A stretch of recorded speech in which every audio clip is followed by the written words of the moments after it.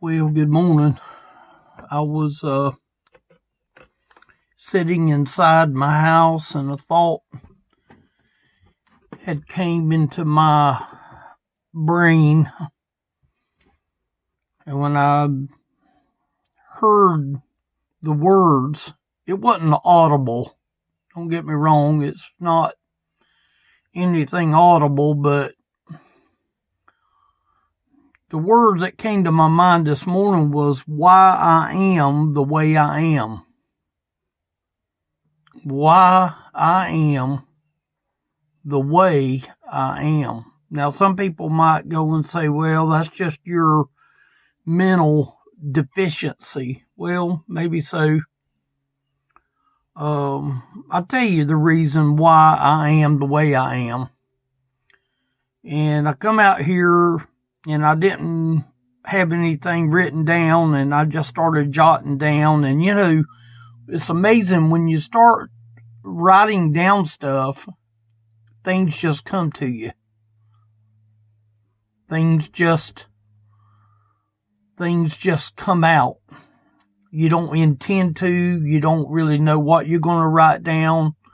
There's been times when I would write things down and the pen would go empty, and I'd have to hunt another pen. And sometimes even the secondary pen would go empty. But it didn't go empty until I got right at the very last, and I had to mark the scribble a little harder to get the pen to finish out. But this is what I wrote down. Why I am the way I am. I found peace.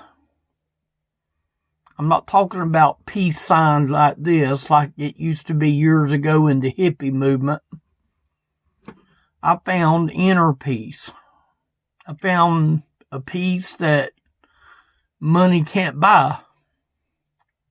You could travel the world and never find that kind of peace. Now, there's things in my life I'm not proud of, but I have a certain amount of peace. I don't have to go to the bars. I don't have to go look for women. I don't have to have a smorgasbord of something to eat. I don't need a whole lot in my life for me to value the peace that I believe the Lord has given me. This morning, the news was on, and all it was talking about was murder and killing. Sad. Just plumb sad. I see people sitting in the bars, having fun, drinking, and being merry. And I'm thinking, what about the idiot that has a weapon that's going to go inside that place and shoot that place up? And there's a lot of innocent people, a couple, a man and a woman with a 1-year-old little baby was murdered, cold blank murder, downright murder. The world is going slap dab crazy. But you know what? The Bible said it would be. Am I scared to go downtown? No, I'm not scared, but do I want to? No, absolutely not. I like it right here in my little area of my confinement. I don't have a problem with that. Do I go to the doctor? Yes, I do. I found contentment. It's not that I'm trying to be better than anybody. Contentment is something that you can't buy at Walmart. No amount of money is going to give you inner contentment. I'm contented. I mean, I don't like some of the things that goes on. I don't like some of the things that I see. I don't like the way sometimes I'm treated. And I'm not going personal to anybody. I don't have a vendetta against anybody. I can't think of anybody that I dislike that I would not want to fellowship and be around them whatsoever. I don't know of anybody that I would be ugly to. There's a certain amount of contentment that goes with that peace that I'm referring to.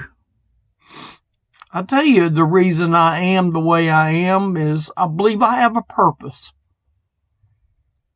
I believe I have a purpose in life. God has given me the ability to have this phone. He's given me the ability to have YouTube. He's given me the ability to have Facebook. He's given me friends and acquaintances that I have met over the internet. I'm sure there's a lot of people that find me very, very weird, and that's fine. I mean, I guess everybody in a way is weird to a degree, I guess you might say. Some people make fun of the fact that I love the Lord. Well, they just have to get over that. I really don't care. I know where that peace came from. I know where that contentment comes from, and I know where my purpose comes from. And He's given me a purpose to help, to read my Bible, to study my Bible. Not only has He given me a purpose, He's given me a calling. Now, I can't go and say that I have a high calling, but the Bible talks about a high calling. And I believe it's a very much of a high calling. Now, no, I don't have a building to go to. I don't have a church, and I don't have a fellowship. But it's somewhat amazing how that there's 25 or 30 people on most every video I make, and I make a video about every day,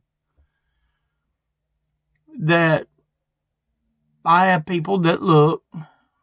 And again, I'm not going after numbers. It's nice to be able to see numbers, and it's nice to be able to get a witness. But you know what? I believe it's a calling. I believe that God sees people out in YouTube land and Facebook land that honestly just needs the simple gospel. Not watered down, not banked up with edges of making it into glory, of doing all of these things that you have to do. I believe it's just a calling. And that calling, I feel like it's a need. I just don't see a lot of people given their need. There's people that are in need. They are at wit's end. We are at the time of things closing down. I'm talking about the world as we know it. Oh, well, Kenny, you're bringing out all that gloom and doom. Well, no, I'm just bringing out what I believe the Lord gave me to write down to tell the people today. It ain't popular. It ain't being popular. I'm not trying to be different just to be different. It ain't popular. I'd like to be able to know that there's times that I would be totally accepted. Well, I done realized that it ain't popular. It's not popular for people to hear what I have to say, because if I'm being controversial to even people in religion, then they're not going to want to hear this. The church people is sure not is going to stand in line to be able to hear this, because they hear their message of the 5 ways of being a better you. We got too many sermonettes. We're not hearing what thus saith the Lord. Imagine how the Lord must feel sitting up there knowing that He's going to be put on the back seat of most of these churches, because we don't want to tell nobody that Jesus is coming back. It ain't popular. People may not understand. And I'm sure that that's a lot of it that people don't understand. I might have family that don't understand. The ones closest to me might not understand. But you know what? What can I do about it? I can throw in the towel, sign off of the video, and never make another one, and never come out here to this little building that the Lord supplied me for $500 to have this little building right out here that I have 2 little desks in. I have a few books. It's just big enough to come in and walk in and sit down. It can't be more than about a 8 by 10, if that, honestly. So people might not understand. I used to know a fellow years ago that I would have never dreamed that I would have probably been anything like that man. He was a basic hermit. I still remember him, but I don't remember that much about him, but I remember how that maybe he felt maybe he was a little bit weird. People don't understand. People may not understand the duty. I feel like the Lord has given me a duty. You know, I'd hate to know that I would quit my duty just to please a few people. That I'm going to throw in the towel to my duty when the sad part is, if I did, I'm going to have to answer for me throwing in the towel to my duty. And see, man didn't give me that duty. Man didn't give me the calling. Man didn't give me the purpose. Man didn't give me the peace and contentment. Man didn't give me any of that. I have a duty. You know what people need more than anything else? People need simplicity. You know what simplicity is? Simplicity is if somebody asked you 2 plus 2. Many people will go and figure out all kinds of answers. But what people really need is 2 plus 2 equals 4. Simplicity. Telling people the truth. Being simple with them. People need simplicity. The gospel needs to be preached with simplicity. Not this here PhD that you got to have this kind of smartness and you got to have this college degree. No, you just simply have to speak with simple, easy to understand words. I think that helps more people than anything else, is just simply being simple. Simple. Don't make it hard. Don't make the gospel hard. Many people, I think, tries to make the gospel hard because they want to weed out all the undesirables instead of having pity and mercy on them ones that might not know. We want to weed out all the troublemakers. You know, I'll be honest with you, I guess this is as good a time as any. I've had many people hit me up for money. And if they don't like me for my calling and what I can do for them, my pond is not stocked. If they're fishing in my pond, they're going to find out that there's nothing that's going to bite their hook. I would give the shirt off my back to be able to help somebody. I've told people before that if you ask me a question, I'll give you an answer. But when they don't ask the question, you can't give no answer. No question, no answers. But if the almighty dollar is the only thing that people has got on their mind, they're fishing in the wrong pond. Because this thing with the Lord is way, way deeper than any amount of money. People need simplicity. And let me tell you why people need simplicity. Is because I've read in the Bible, and I know the future. And the future is that Jesus is soon to return. 1 Thessalonians chapter 4, 13 through 18 tells us that Jesus is coming. But yet people will just go on with their life like it ain't a big deal. Just don't care whether you hear the gospel. Don't care whether you've been warned or been told. You know, it's almost like, I'm going to do what I want to do. Okay. I'm going to do what I want to do. I'm going to do like this paper said. Why I am the way I am. I'm going to be me. I'm going to be the way I am. Whether it's liked by anybody or not. Because I know the future.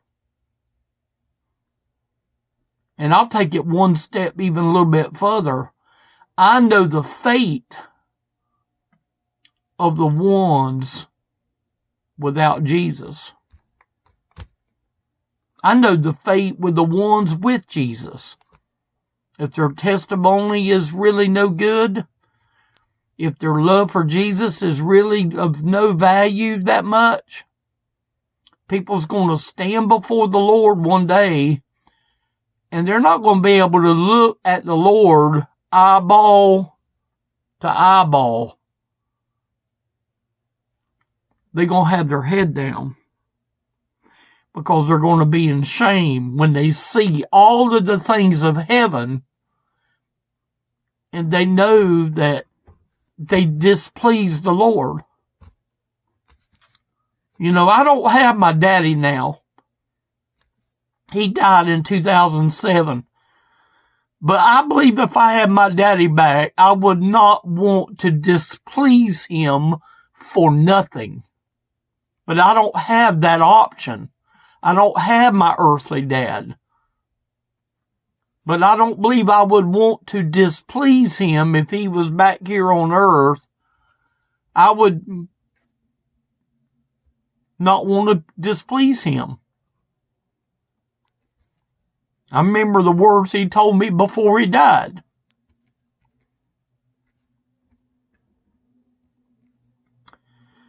I see people's fate without Jesus.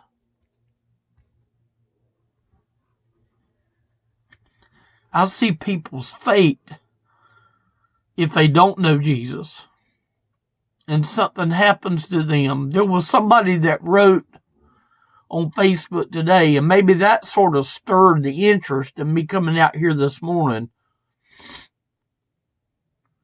I think the Facebook post was, who you going to blame?